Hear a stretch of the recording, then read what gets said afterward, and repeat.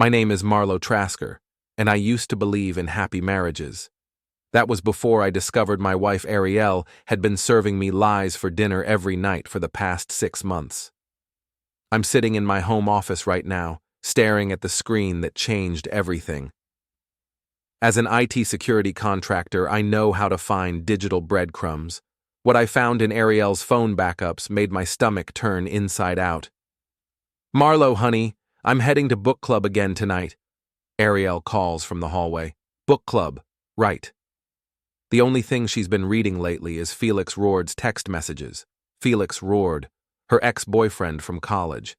The same smarmy realtor who's been giving us property updates every week for the past 3 months. Apparently, the only property he's been updating is my marriage. I minimize the evidence files and walk to the kitchen where Arielle stands applying lipstick in the reflection of the microwave door. She's 39, still stunning, with that sharp attorney confidence that first attracted me 12 years ago. Now that same sharpness cuts me every time she smiles.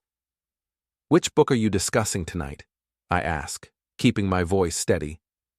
"Oh, some romance novel Bailey picked. You know how she loves those trashy stories."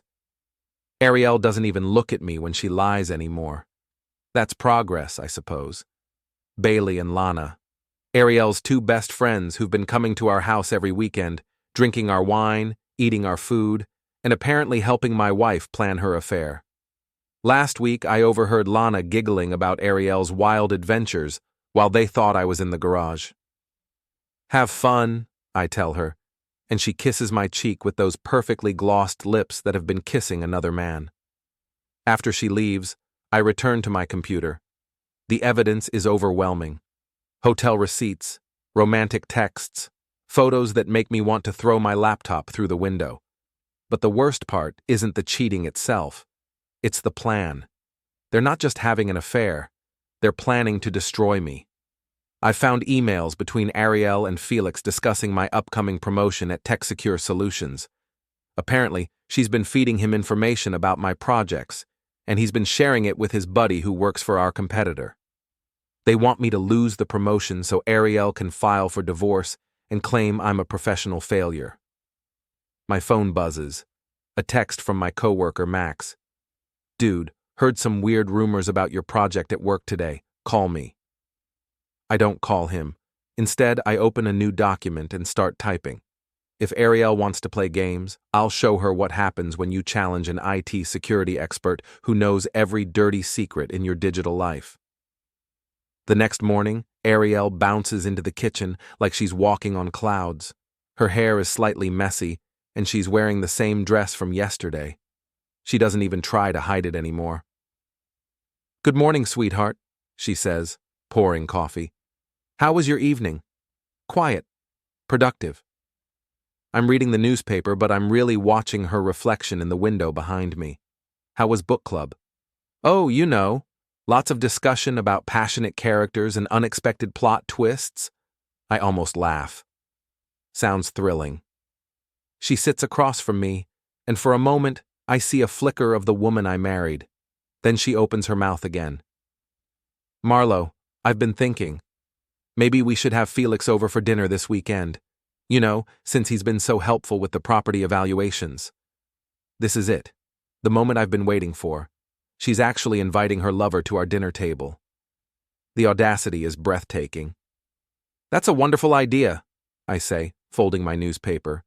"In fact, why don't we make it tonight? I'll cook." Arielle blinks, clearly not expecting enthusiasm. "Tonight?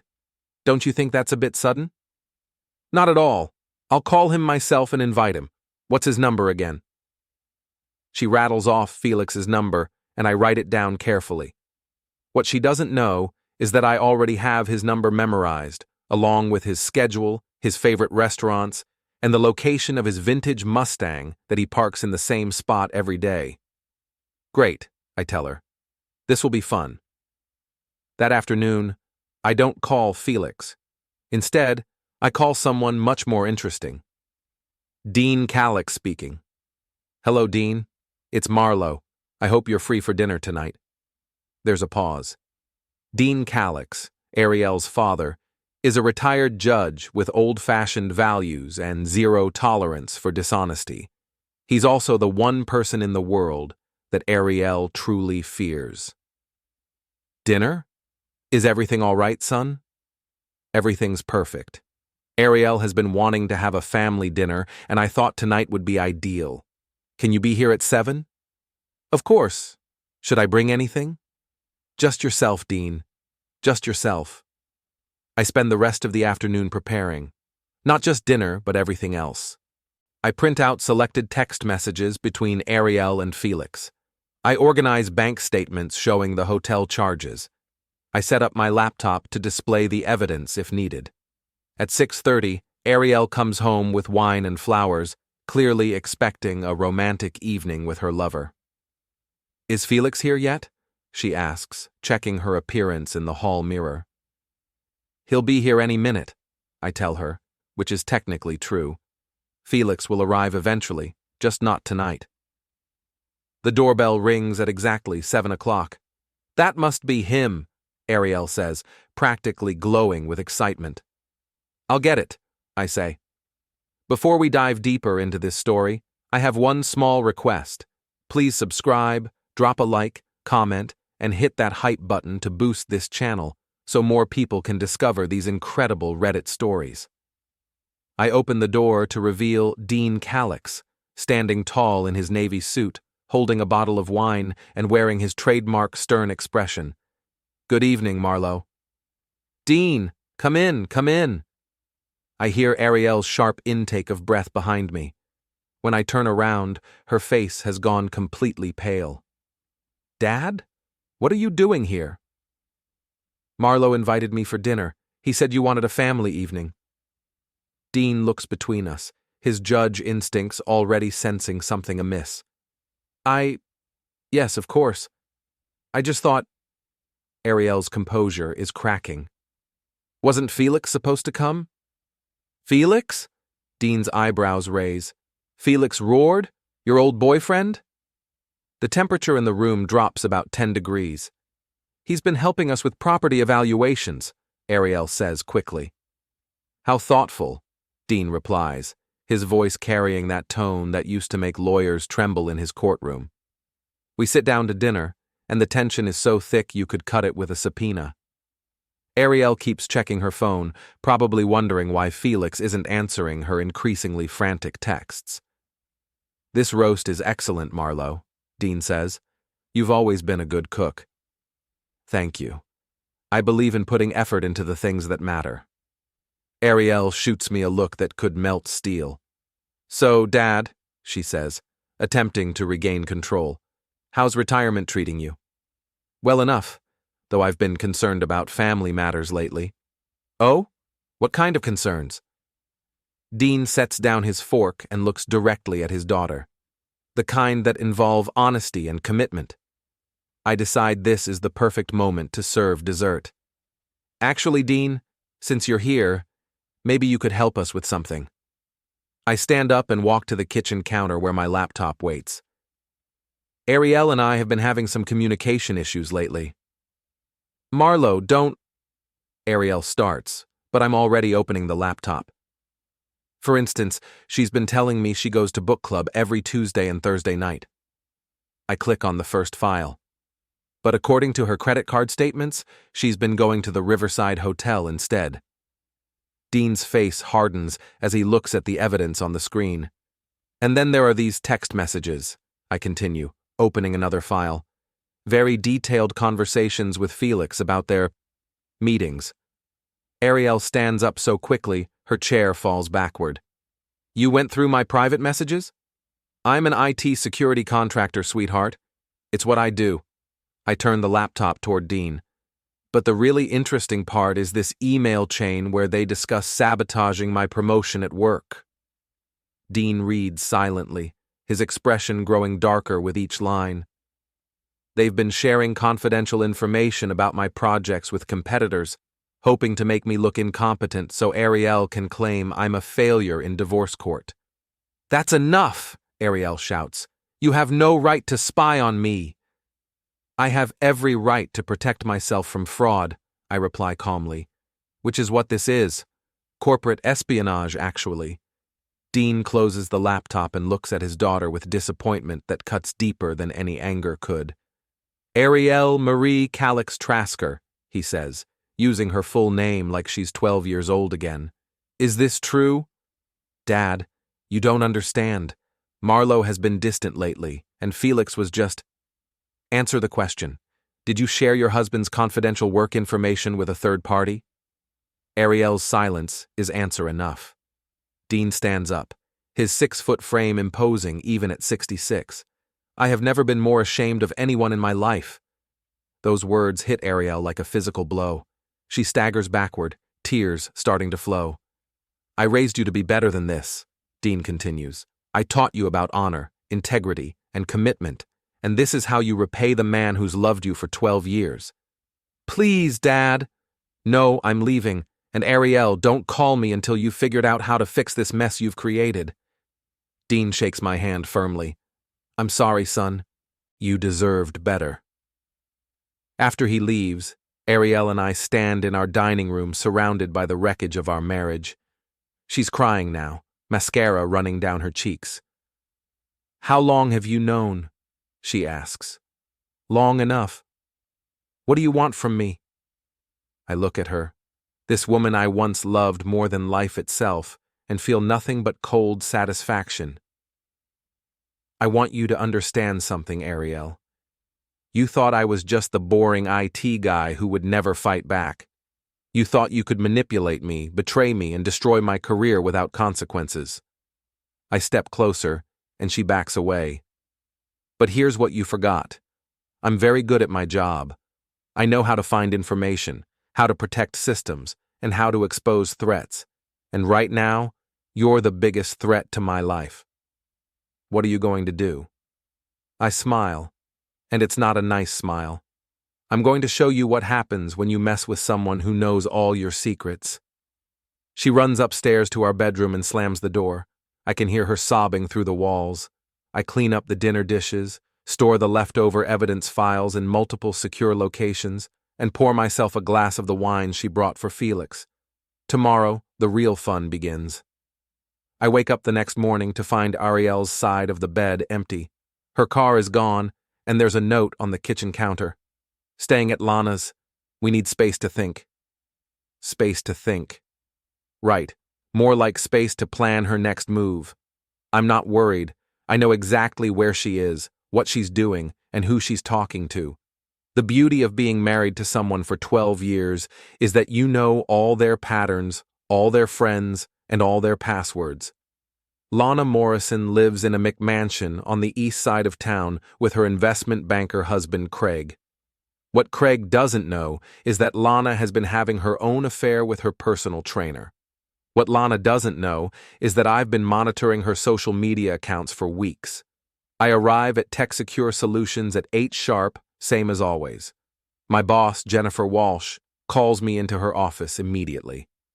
Marlow, we need to talk. Jennifer is 45, sharp as a razor, and doesn't tolerate games. She built this company from nothing and has zero patience for office politics.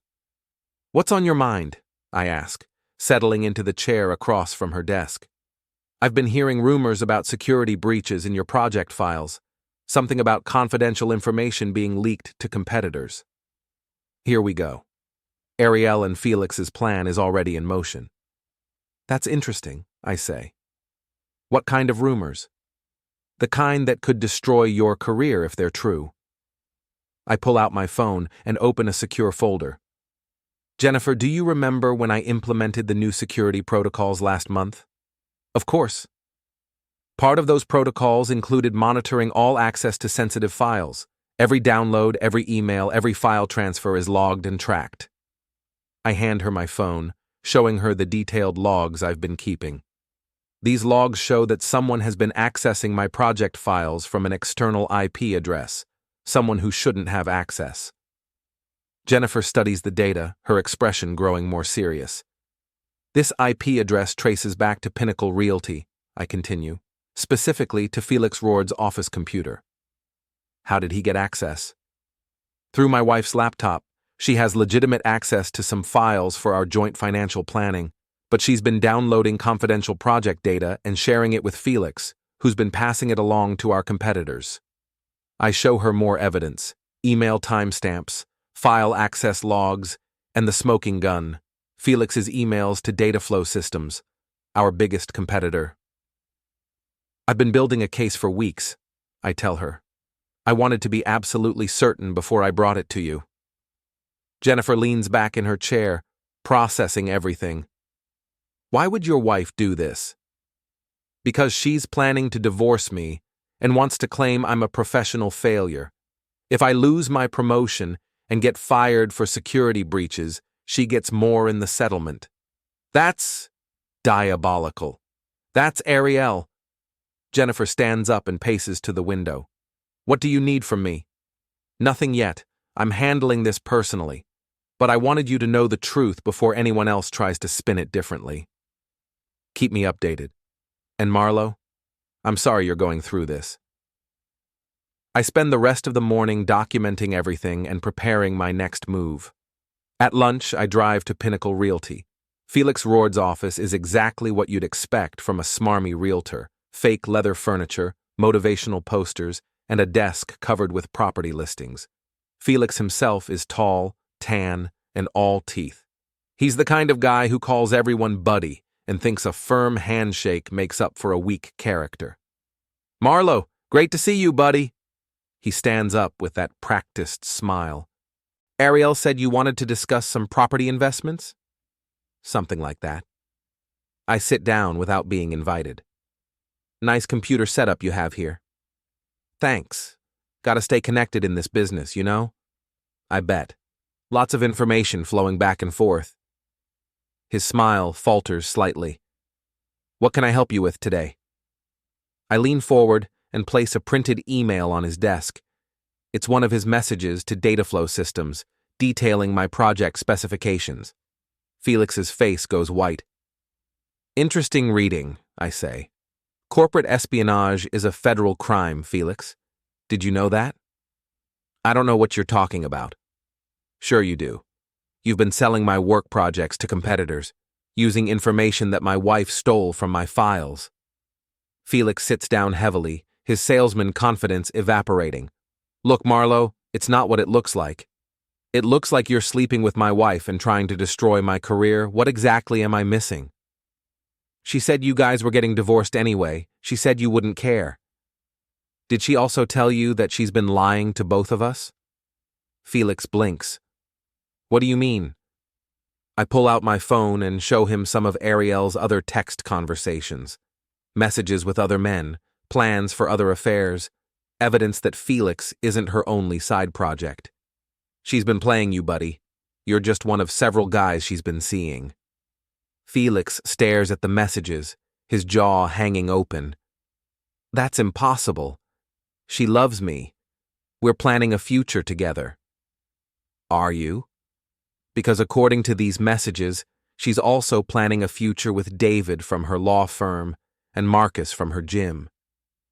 I watch as Felix's world crumbles around him.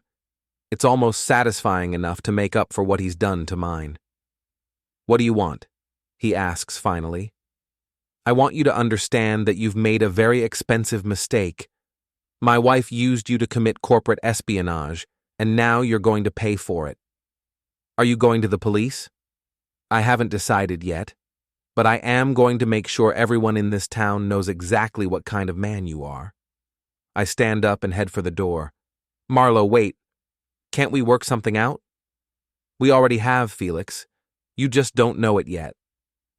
That evening, I'm back home when Arielle finally returns. She looks tired and defeated, her usually perfect appearance slightly disheveled. We need to talk, she says. Do we? I thought you needed space to think. I've been thinking. About us, about our marriage, about what happened last night. She sits on the couch, and I notice she's not wearing her wedding ring. I want a divorce, Marlow. I figured as much. But I want to do this civilly. We can split everything fairly, no lawyers, no drama. I almost laugh. No drama? Arielle, you've been cheating on me for months. stealing my work files and trying to sabotage my career. I think we're past the no-drama stage. That was a mistake. I was confused, and Felix took advantage. Stop. I hold up my hand. Don't insult my intelligence any more than you already have. What do you want from me?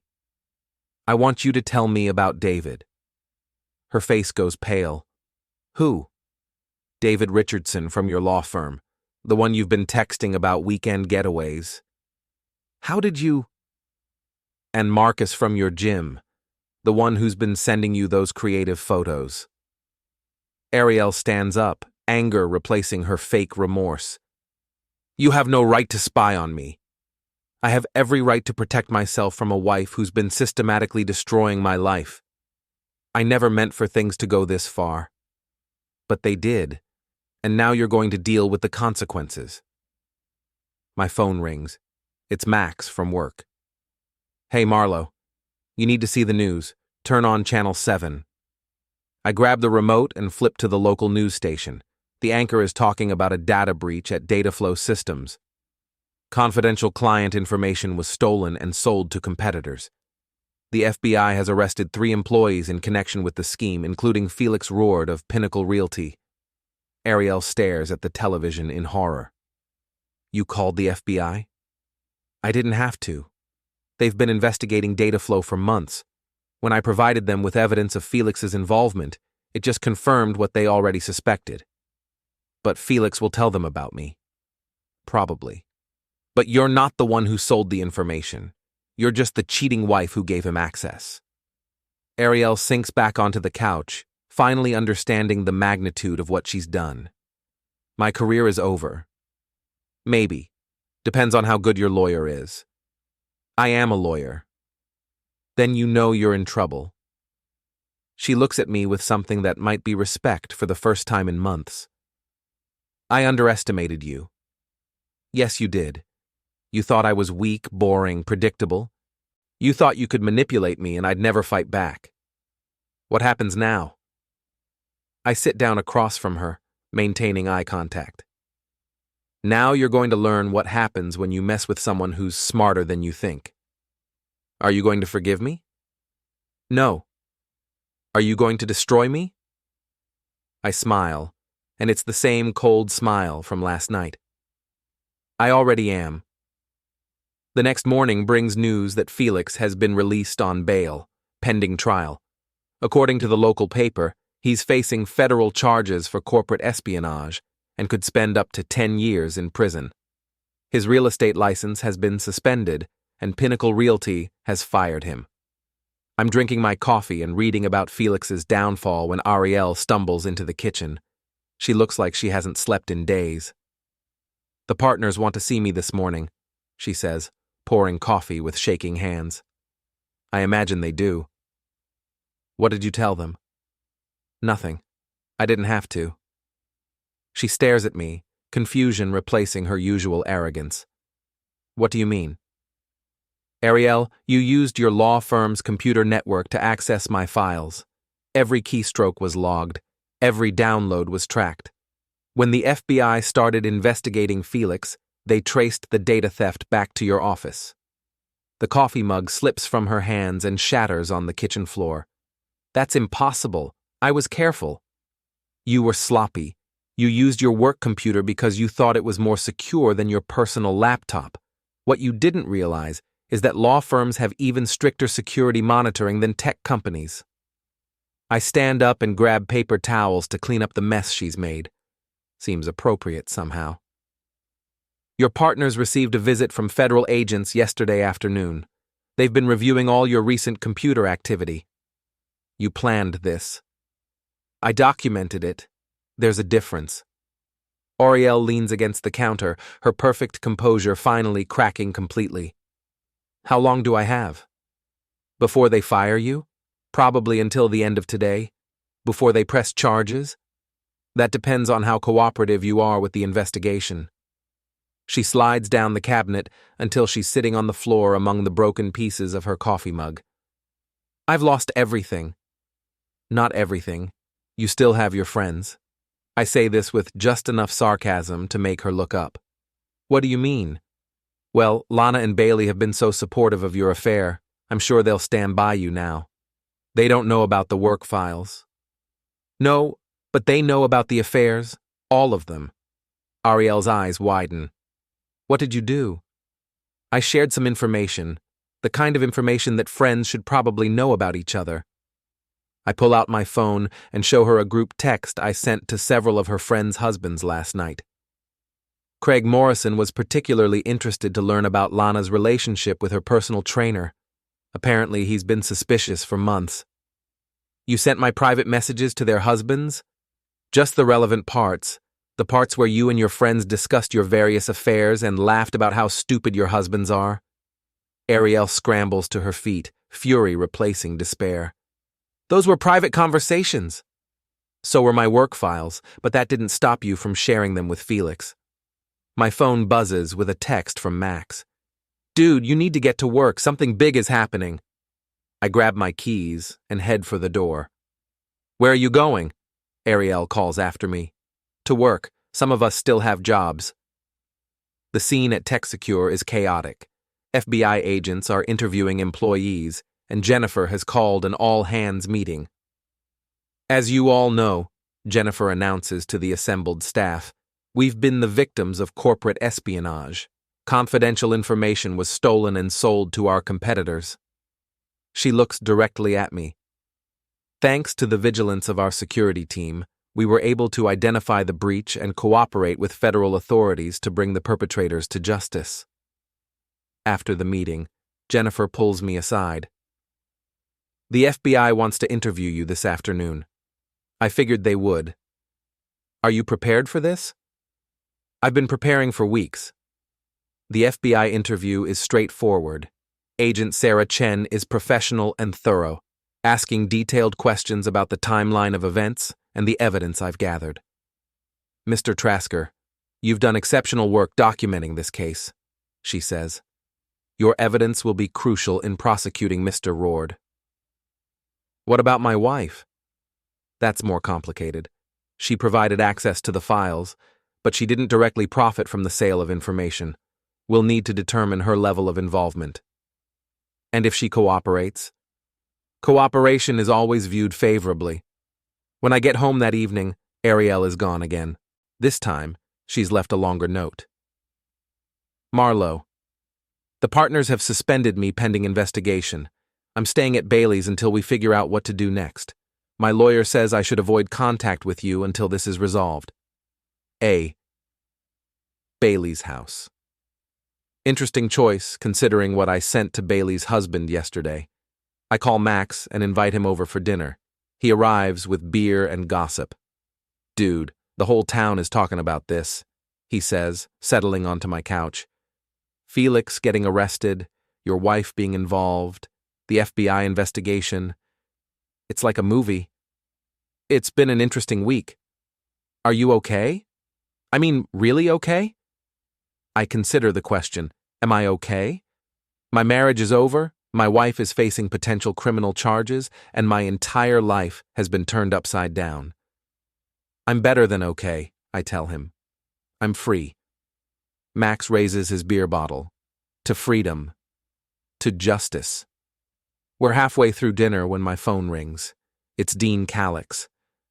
Marlow, I hope I'm not interrupting. Not at all, Dean. How are you holding up? Better than my daughter, I imagine. I heard about the FBI investigation. News travels fast in this town. Indeed it does. I also heard that Arielle has been suspended from her firm. That's correct. There's a long pause. Son, I want you to know that whatever happens, you have my support. What Arielle did was inexcusable, and she's going to have to face the consequences. I appreciate that, Dean. I also want you to know that I've changed my will. Arielle will not inherit anything until she makes proper amends for her actions. After I hang up, Max whistles low. Her own father cut her off? Dean doesn't tolerate dishonesty. This keeps getting better. What's your next move? I smile and pull out a folder I've been preparing. Felix gets out of jail tomorrow. I thought I'd welcome him back to town. The next morning, I'm waiting in the parking lot of Felix's apartment complex when he arrives in a taxi. He looks terrible, unshaven, rumpled, and defeated. He spots me immediately and tries to walk in the other direction, but I intercept him. "Felix! Welcome home, buddy." "Stay away from me, Marlow." "Now that's not very friendly. I just wanted to see how you're doing." "You destroyed my life." "Actually, you destroyed your own life. I just documented it." Felix fumbles with his keys, trying to get into the building. "My lawyer says I shouldn't talk to you." "Smart lawyer. Too bad you didn't think about lawyers before you decided to commit federal crimes." He finally gets the door open and rushes inside. I don't follow him, but I do take note of his apartment number and the fact that his prized vintage Mustang is parked in spot 23. That evening, I drive to Bailey's house. It's a modest suburban home with a well-maintained garden and a 2-car garage. Arielle's BMW is parked in the driveway next to Bailey's minivan. I don't knock on the door. Instead, I sit in my car across the street and wait. At 9 o'clock, Bailey's husband Tom comes home from his business trip. I can see him through the front window, and he does not look happy. Within minutes, there's shouting coming from inside the house. The front door opens and Arielle comes running out, carrying a suitcase. She throws it in her car and drives off without looking back. My phone rings immediately. "Marlow, it's me." Arielle sounds panicked. "Tom threw me out. He says Bailey confessed everything about helping me with the affair." "That's unfortunate." "I have nowhere to go. Lana won't take my calls and my other friends are avoiding me." "What about your boyfriend David or Marcus from the gym?" "They both said they can't be involved with someone under FBI investigation." "Fair weather, friends. Please, Marlow, can I come home just until I figure things out?" I consider this request. Having Arielle back in the house would make the final phase of my plan much easier. "Fine. But you sleep in the guest room, and we don't discuss the case." "Thank you." "Don't thank me yet." An hour later, Arielle is back in our house, looking smaller and more vulnerable than I've ever seen her. She's lost weight, her clothes are wrinkled, and her usual confidence has evaporated completely. "I'm sorry," she says as she carries her suitcase upstairs. "For everything." "I know you are." "Do you think you'll ever be able to forgive me?" I look at her standing on our staircase, this woman who betrayed me in every way possible, and I feel nothing but cold satisfaction. "No." She nods and continues upstairs. A few minutes later, I hear the guest room door close. I pour myself a glass of wine and sit in my home office, reviewing the final phase of my plan. Tomorrow is Saturday, which means the weekly farmers market downtown. It also means that Felix will be trying to rebuild his reputation by making public appearances. I open my laptop and start typing an email to the local newspaper. The subject line reads, "Letter to the editor, the truth about recent events." By the time I'm finished writing, it's nearly midnight. The letter details everything: Arielle's affairs, Felix's corporate espionage, the involvement of her friends, and the ongoing FBI investigation. I include just enough verified facts to make it credible and just enough personal details to make it devastating. I don't send it immediately. Instead, I schedule it to be delivered tomorrow morning, right before the farmers' market begins. Then I go to bed, sleeping better than I have in months. Tomorrow, this whole town will know exactly what kind of people they've been dealing with. And that's when the real fun begins. Saturday morning arrives with clear skies and perfect weather for the monthly farmers market. I'm up early, making coffee and checking my email to confirm that my letter to the editor was published in the online version of the Lakeside Gazette.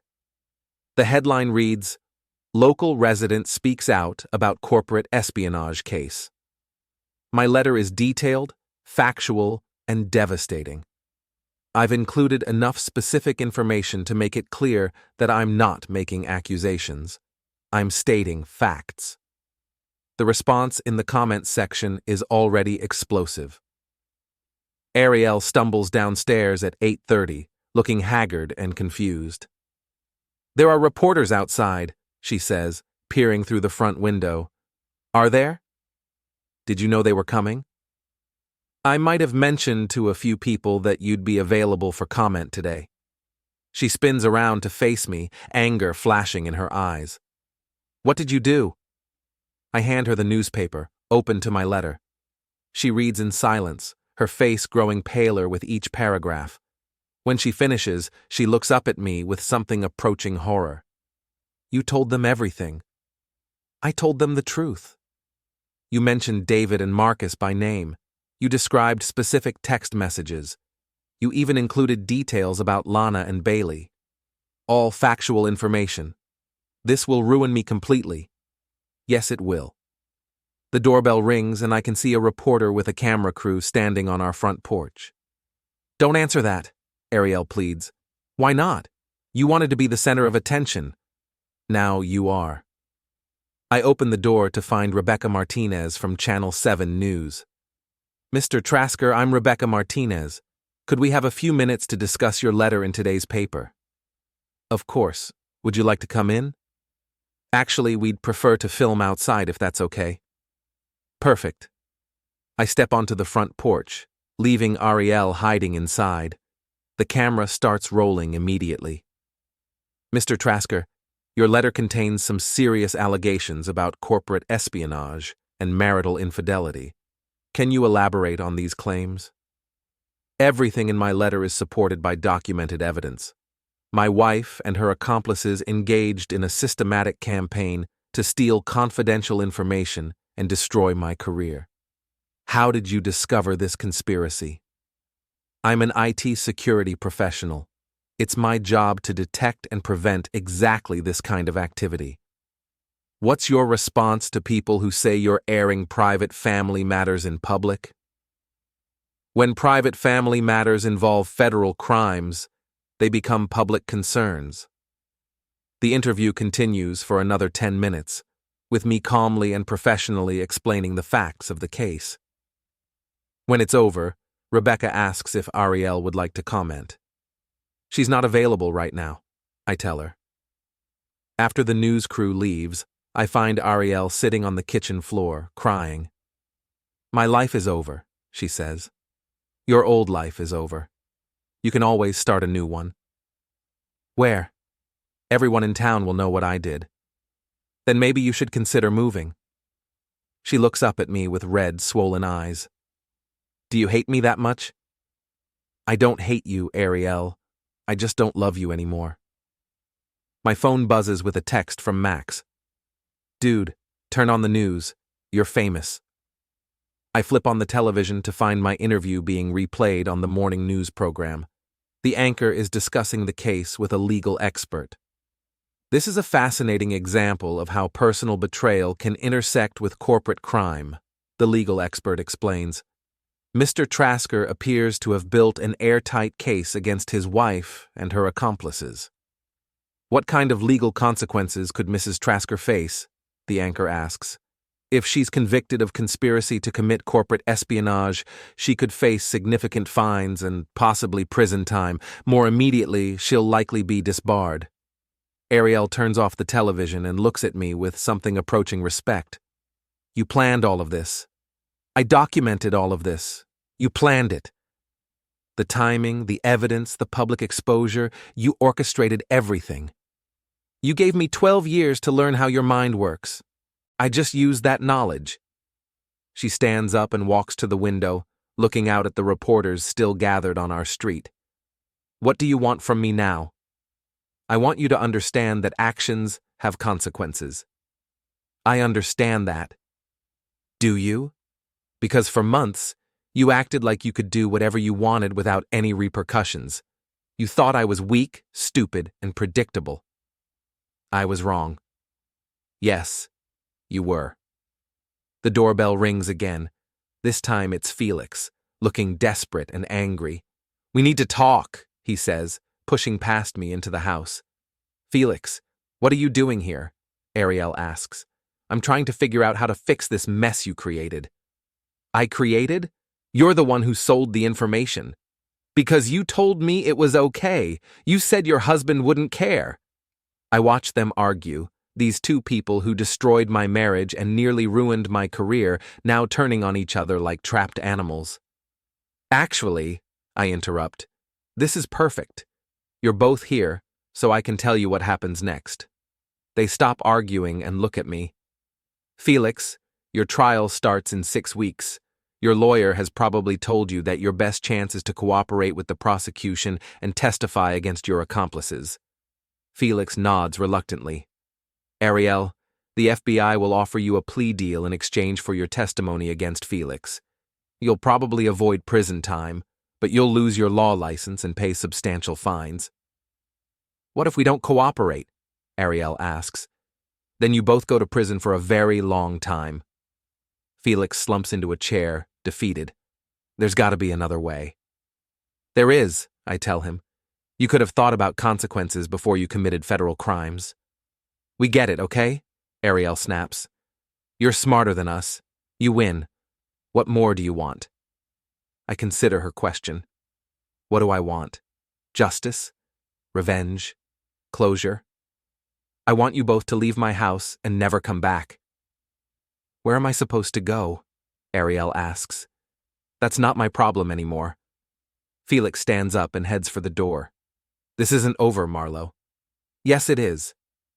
After they leave, I sit in my quiet house and realize that I feel lighter than I have in years. The weight of deception, betrayal, and fake happiness has been lifted from my shoulders. My phone rings. It's Jennifer from work. Marlow, I just saw your interview on the news. Are you okay? I'm better than okay. Good. I wanted to let you know that the board met this morning. We're promoting you to Chief Security Officer, effective immediately. Thank you, Jennifer. You've earned it. Your handling of this case has been exemplary. After I hang up, I pour myself a glass of wine and toast my empty house. To new beginnings. Outside, I can see the reporters packing up their equipment. The story is already moving on to other news, other scandals, other betrayals. But for me, this chapter is finally closed. Tomorrow, I'll start figuring out what comes next. Tonight, I'm going to enjoy the peace and quiet of a house without lies. Sunday morning brings unexpected visitors. I'm reading the paper and enjoying my coffee when the doorbell rings at 8 o'clock sharp. It's Lana Morrison, and she looks furious. You destroyed my marriage, she says, pushing past me into the house. Good morning to you too, Lana. Craig filed for divorce yesterday. He's taking the kids and half of everything I own. That's unfortunate. Unfortunate? You sent him private text messages between friends. I sent him evidence of your affair with your personal trainer. Evidence that you and Arielle discussed in detail, including how stupid you thought your husbands were. Lana's perfectly made-up face crumples with rage. Those conversations were private. So were my work files, but that didn't stop you from encouraging Arielle to steal them. I never told her to steal anything. I walk to my home office and return with a printed email. Really? Because this message from you to Arielle says, and I quote, if Marlow's work stuff could help Felix's business, why not share it? What he doesn't know won't hurt him. Lana stares at the paper, her mouth opening and closing like a fish. You've been monitoring my email? Your email, your social media, your credit card statements. You've been using my Wi-Fi network for months, remember? Every time you came over for your little conspiracy meetings. That's illegal. Actually, it's not. You were using my network, which I have every right to monitor for security purposes. The front door opens, and Bailey walks in without knocking. She looks even worse than Lana, red eyes, disheveled hair, and clothes that look like she slept in them. Tom kicked me out, she announces. He says I'm a terrible influence on the children. Probably because you are, I reply. This is all your fault. Bailey points an accusing finger at me. You destroyed 3 marriages. I documented 3 affairs. You destroyed your own marriages. We were just having fun. Fun? You helped my wife commit corporate espionage. You encouraged her to steal confidential information and share it with her lover. You think that's fun? Bailey and Lana exchange glances, and I can see them trying to figure out how much I actually know. Here's what's going to happen, I tell them. You're both going to leave my house and never come back. You're going to stay away from Arielle while she's dealing with her legal problems. And you're going to pray that the FBI doesn't decide to investigate your role in this conspiracy. We didn't do anything illegal, Lana protests. Conspiracy to commit corporate espionage is a federal crime. So is aiding and abetting. Your text messages show that you knew what Arielle was doing and actively encouraged it. Both women go pale. You wouldn't turn us in, Bailey says, but her voice lacks conviction. Try me. They leave without another word, and I go back to my peaceful Sunday morning. At noon, my phone rings. It's Agent Chen from the FBI. Mr. Trasker, we need to discuss some additional evidence that's come to light. What kind of evidence? Text messages and emails involving Mrs. Morrison and Mrs. Patterson. They appear to show knowledge of and participation in the conspiracy. I see. We'd like to interview you about their involvement this afternoon, if possible. Of course. After I hang up, I realize that Lana and Bailey's visit this morning was probably not a coincidence. They must have heard that the FBI was expanding their investigation. Too bad for them that they decided to threaten me instead of asking for help. The FBI interview takes place at the federal building downtown. Agent Chen is joined by Agent Rodriguez, a stern-faced man who takes detailed notes while I explain the extent of Lana and Bailey's involvement. They knew about the affair from the beginning, I tell them. They encouraged it, provided alibis, and specifically suggested that Arielle should share my work information with Felix. Do you have documentation of this? I hand over a thick folder containing printed emails, text messages, and social media posts. Everything is organized chronologically, I explain. You can see how their involvement escalated over time. Agent Chen reviews the documents, while Agent Rodriguez continues taking notes. This is very thorough, Agent Chen says. You've essentially built our case for us. I'm good at my job. Indeed you are. We'll need to interview Mrs. Morrison and Mrs. Patterson this week. They came to see me this morning. They seemed concerned about their legal exposure. They should be. When I get home, there's a message on my answering machine from Arielle. Marlow, it's me. I heard about Lana and Bailey being investigated. Please call me back. We need to talk. I don't call her back. Instead, I spend the evening organizing my files and preparing for what I know will be a busy week. Felix's lawyer will probably try to negotiate a plea deal. Arielle's lawyer will do the same. Lana and Bailey will hire lawyers and panic. And through it all, I'll be the calm center of the storm, watching as the web of lies and betrayal finally collapses under its own weight. Monday morning brings news that Felix has been arrested again, this time for violating the terms of his bail by contacting witnesses in the case. Apparently, he spent Sunday evening calling Arielle, Lana, and Bailey, trying to coordinate their stories. My phone rings at 9 o'clock. It's Dean Calix. Marlow, I hope you don't mind me calling. Not at all, Dean. How are you holding up? Better than expected, actually. I wanted to thank you. Thank me? For exposing the truth. I know it couldn't have been easy, but you did the right thing. I just protected myself and my career. You did more than that. You showed integrity under pressure. That's rare these days. There's a pause, and I can hear Dean collecting his thoughts. I also wanted to let you know that I've spoken with Arielle. How is she? Scared, remorseful, finally beginning to understand the magnitude of what she's done. Good. She asked me to talk to you about reconciliation. I almost laugh. Reconciliation? She seems to think that if she cooperates with the FBI and makes amends, you might consider taking her back. What did you tell her? I told her that some bridges, once burned, can't be rebuilt. You're a wise man, Dean. I'm a disappointed father, but I'm proud to call you my son-in-law, even if that won't last much longer. After we hang up, I realize that Dean's approval means more to me than Arielle's apologies ever could. Tuesday brings more arrests. Lana and Bailey are both charged with conspiracy and released on bail. The local news covers their perp walks with the same enthusiasm they usually reserve for high school football games. Wednesday, Arielle calls again. Marlow, please.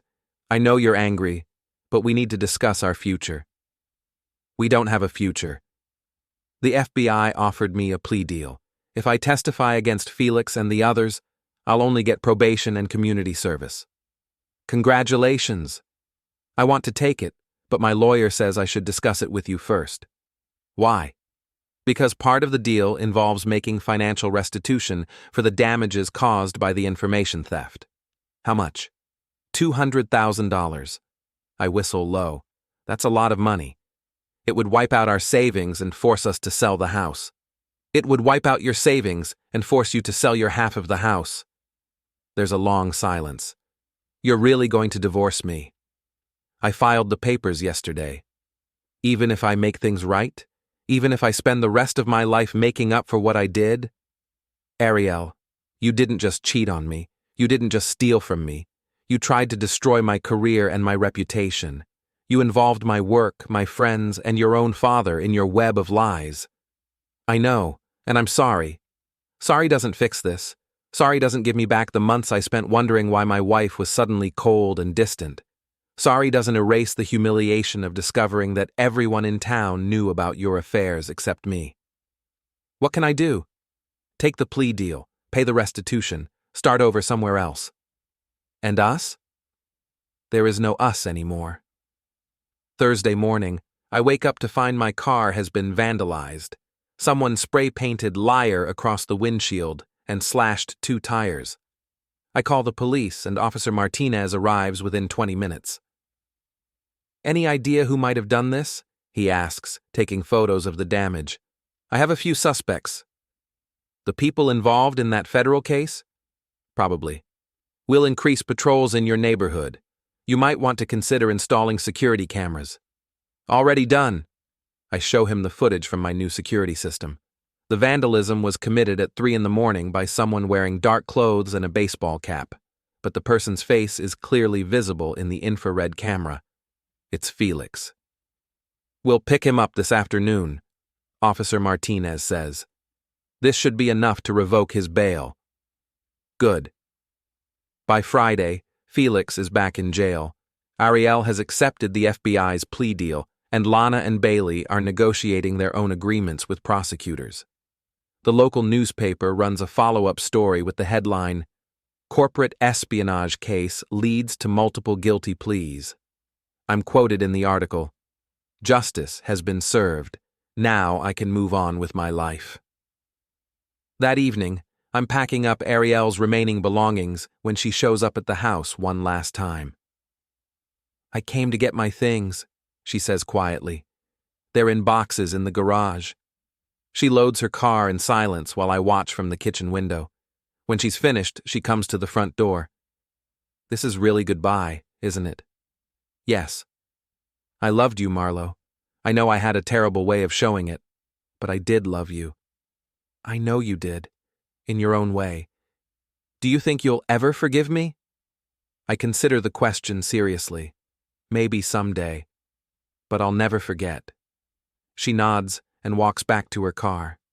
As she drives away, I realize that I feel nothing but relief. The nightmare is finally over. Saturday morning, I wake up in my quiet house and make coffee for one. The newspaper has moved on to other stories. The reporters have found other scandals to cover, and my phone has stopped ringing constantly. I sit on my back porch, looking out at the lake, and plan my future. New job, new house, new life. The old Marlow was trusting, naive, and easily manipulated. The new Marlow knows better, and that makes all the difference.